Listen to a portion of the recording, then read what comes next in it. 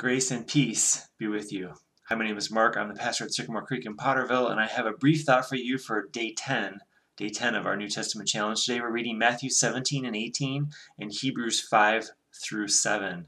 I'm going to focus on Matthew 17 and the Transfiguration. I'm fascinated by the Transfiguration because earlier this year for my course of study class, I did a paper on the Transfiguration, the account actually from Luke, not from Matthew, but this is an account of the Transfiguration that as we read through, you'll see it happens several places in different Gospels, and the only one who doesn't is John, because it's an important thing in Jesus' life.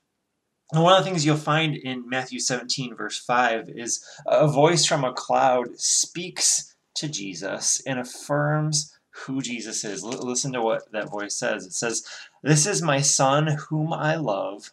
With him I am well pleased.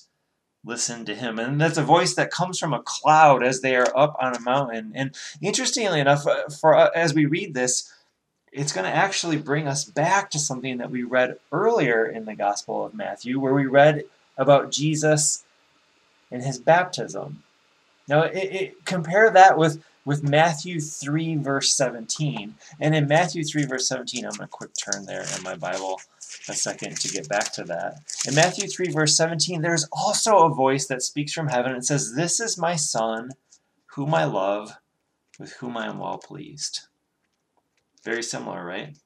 Now notice what happens immediately after Jesus is baptized and he hears that from God.